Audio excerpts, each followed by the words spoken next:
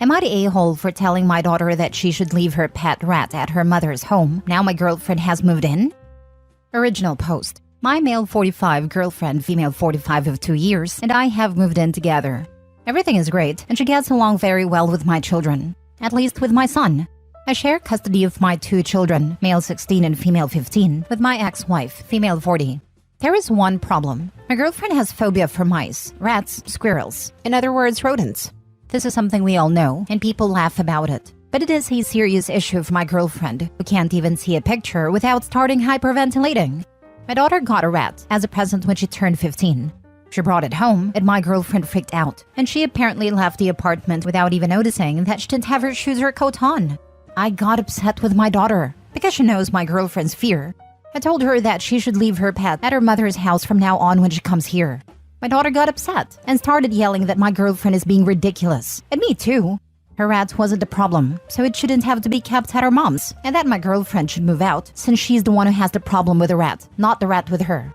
I told her that we are family, and family makes compromises. Now she is saying if her rat isn't welcome, then neither is she, and she is planning to stay with her mom until her rat is allowed or my girlfriend moved out. My ex-wife called me to tell me that I'm an a-hole for choosing my girlfriend. I told her she was the a-hole for getting my daughter this present. Am I the a-hole? Now for the top advice before reading the update. Info. Was the gift giver aware of the phobia? Yes, my ex-wife knows that, of course. And I even said that it couldn't come to my place. That was at a birthday party. She knew this before the purchase? It sounds like you told X at a party about the phobia. X knowing beforehand and telling X after purchases are 2 different things. They knew before. Way before. Not the a-hole, but in the eyes of your daughter, logical or not, you've chosen your girlfriend over her, not the rat.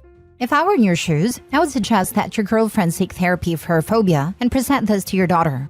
She can't bring the rat, but you and your girlfriend understand how important the animal is to her and are taking steps that foster a comfortable space for everyone. Doesn't matter if she ever gets over her fear enough to let a rat in her house. I think just knowing that you take your daughter's feelings seriously and there is effort being put in will go a long way. I think a great compromise would be to offer to buy her another rat to keep at X's house with a first. OP's daughter is only 15, so obviously this won't always come from a place of logic for her. That's our job as the adults. Rats are social animals and should be kept in pairs or groups regardless, and this could help OP's daughter accept that her rat still has a friend, still has interaction and care, even if she's not that friend at the moment, because she's with OP. Do right by the rat and get it a buddy, because they are extremely social animals and will get really depressed and sad if they are alone. I have 2 pet rats that spent all their time together, and they were so cute and lovable. If they have a companion, then they can be left alone without human interaction and be just fine. This. Social animals when isolated in captivity can start to self-mutilate and even go so far as to die of depression by hurting themselves/not eating. Get him a buddy, and he should be fine left with his buddy for a few days at a time. And of course, as others have said, to really drive home, hey, this is purely about the rat and not you. I love you to your daughter, and see about talking the girlfriend into therapy for her phobia. I'm afraid of birds, and I've been working on it. Slowly. Now for the edit/update. Yeah, well, like many here anticipated, this whole rat thing was planned on purpose. And I have to say it makes sense, since I never once had the impression that my daughter even liked rats. I was surprised at a birthday party. My girlfriend and I moved in together about 3 weeks ago, and the rat showed up about 10 days ago. I know this now, because I've tried to text my daughter about other suggestions like a second rat, a dog, etc. She has made up her mind. It is her or my girlfriend in the apartment. My son told me all of this. He said that my ex-wife and my daughter have been bashing my girlfriend and calling her a homewrecker. Anyway, my daughter can live with her mother for the time being because, legally speaking, children here can decide which parent they want to live with at her age. The plot twist is that my son expressed desire to move in permanently with me instead, and I guess that it is because of all the drama. My son hates conflicts and confrontations.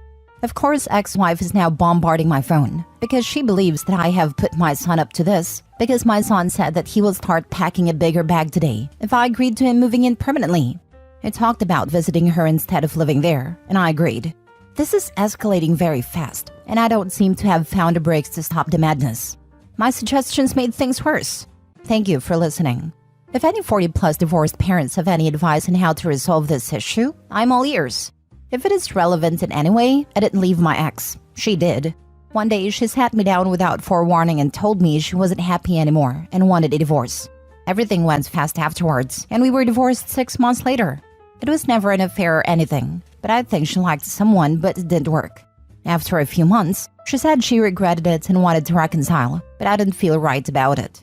One thing was her finality in her decision, but most importantly, I wasn't in love with her anymore. She suggested us dating again. We were supposed to keep that a secret in case the spark didn't reignite, and we would have built up hope in our kids for nothing, but she probably told them anyway. I started dating my now girlfriend around the same time, and I fell in love with her and ended things with my ex. The odd thing is that she cordially accepted my decision, but apparently she hasn't, and I'm reaping what we sowed now. God, it felt good to vent out here. Thanks again, and again, any 40-plus divorced parents who would want to talk, hit me up. Absolutely not interested in input from 20-year-olds with no experience of parenting. Last story. Am I the a-hole for breaking up my engagement with my fiancé because of her mind games? A bit of backstory. I, 25 male, have been in a relationship with my now fiancé Sarah, 22 female, for 3 years. I work in the sales department and make good money. I support both of us and also pay for her education, but my job is very stressful. She is the daughter of my mother's childhood friend. They always wanted their kids to get married but never pushed us or said anything. But somehow we liked each other and fell in love. After dating for 2 years, I proposed to her 1 year ago. We agreed to get married after her graduation. However, Sarah has a bad habit. She likes to play mind games with me and see my reaction. If she doesn't like the reaction, she gets angry or sad. She asks questions like, hey, what if I'm unable to have intimacy for the rest of my life and unable to have children? Will you still marry me? I try to answer emotionally or make her happy, but she always forces me to answer rationally and expects me to be honest. But if I give her a rational answer, she gets mad or sad, saying I only love her because of her body and I only want her for sex. I understand that marriage is not about sex only. Love, trust, patience, intimacy, everything is needed to make a marriage work. Otherwise, it can't last. She makes these fake scenarios, wants me to answer rationally, but gets angry when I do so. She does this once or twice a week. I try to talk to her saying, babe, please. I hate these questions. I can understand stupid ones like, would you love me if I was a worm? But these questions are serious, and I can't handle these extra dramas. I really love you, but I just want to relax and spend some quality time with you after work. Recently, she crossed the line. One of my coworkers was badly violated by some drug addicts, and she was in the hospital for a week. The boss gave her PTO for 2 months. She and her husband both broke down emotionally. She's scared to even see a man, and her husband can't tolerate the pain she is in. I took him to a bar a few times, every time he cried because of what happened to her and how he failed to protect her. Their marriage is falling apart. Sarah knew everything about these events. So a few days ago, after I came back from work and was relaxing on a sofa, she came to me, and out of nowhere brought up my coworker's story and asked me, babe, will you still love me if I get violated and unable to come close to you for years? Will you still love me? My answer was yes, I will be there for you. But she kept pushing. Like, what if they made me pregnant? What if they injured my private parts? I was getting more and more annoyed and angry, because that crime is one of the biggest tragedies that can happen to a woman. The horror and terror of it are impossible for a person to imagine. For her partner, it is also horrifying and extremely depressing to see her in such a vulnerable state.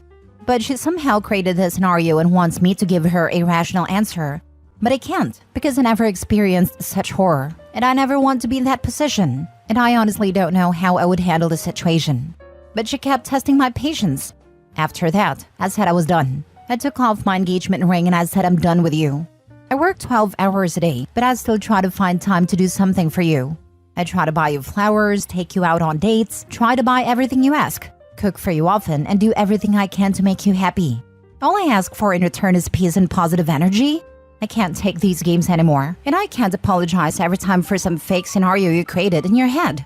I can't handle that extra stress. I walked out of my house. She kept screaming at me and crying loudly. I'm currently staying at my mom's home. She kept calling me and texting me, but I didn't answer. I honestly can't handle her right now. I am tired, stressed, angry, and depressed all at once. Am I the a-hole for breaking up the engagement for this reason?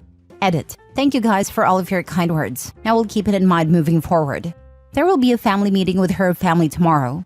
She won't be there, but I want to talk to her family. Her mom and her father already talked to me and apologized, and reassured me they will support my decision if I decided to break up. Both our family have almost 30 years of friendship, and our moms are friends since their teenage years, and they won't let that break because of her. I will update you guys about the meeting. Edit 2. Sorry, I should have added more context and backstory. I wrote this while I was sad and depressed, so I missed a few things. We started our relationship when she was 18 and I was 21, but we knew each other since birth. We were good friends. We played together. I had a crush on her when she was 16, but since she was 3 years younger than me at that time, I didn't tell her. But at her 18th birthday, I confessed, and she said yes. We moved in together after her 20th birthday, and this drama started after that. Now for the top comments before reading the update. Not the a-hole. Getting blasted with endless what-if questions and scenarios is beyond exhausting. It creates an erosion of the trust that was, past tense, in a relationship. This is neurotic behavior on her part. You're not the a-hole for letting her know she's violated a boundary. It's up to you if you want to give her the opportunity to get into therapy and rebuild your relationship. If not, I don't blame you. I already suggested therapy, even couples therapy, but she rejected both. And I knew her since we were kids. As far as I know, she doesn't have any traumatic past either. Please, do not go looking for an excuse for her behavior. She doesn't need one. She has been this way for a long time, but nobody has called her out for it until now. In her mind, this is a normal behavior, and she doesn't need counseling. She's in shock that you reacted as you did. In your defense, these hypothetical what-if questions are impossible to answer as you truly don't know what you do or how you'd respond, unless the situation was actually happening to you. Wishing you all the best. Yes, you are right about that. But I should have added that I asked her mom about this too. She said they never saw Sarah asking these types of questions to anyone at home. My sister said she never does this to any one of her friends. Seems like I'm her only victim. And thank you for your well wishes. Sounds like she's on some TikTok BS. She doesn't have TikTok. Never seen her use it. She still uses an iPhone 6. She passes her time watching movies or series or playing Stardew Valley on her Switch. Not the a-hole. She was fishing for arguments and fights constantly just to get some sort of thrill. And to put you down and punish you for something super hypothetical. Sometimes asking such question is fine if it's a valid concern, but it seems your fiancé took genuine pleasure out of using your coworker's misery to come up with a messed up what-if scenario to get a rise out of you for her own entertainment.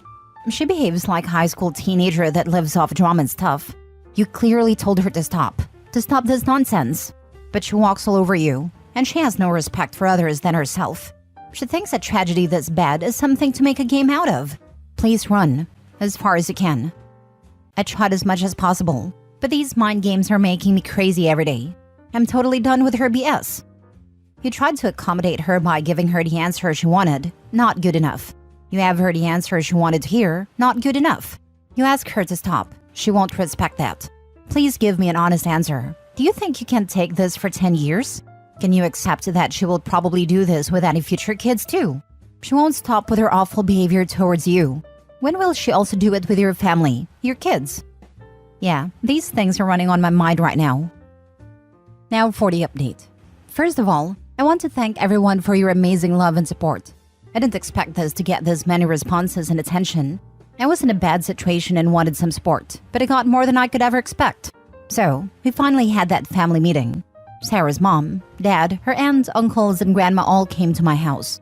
Sarah came too, but they told her to stay in the car. We had a long discussion. I explained everything that's been happening about the what-if questions and how she got upset with my answers.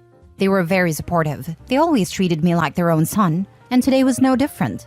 After I expressed my anger and depression, they said if Sarah could come in because she wanted to say something.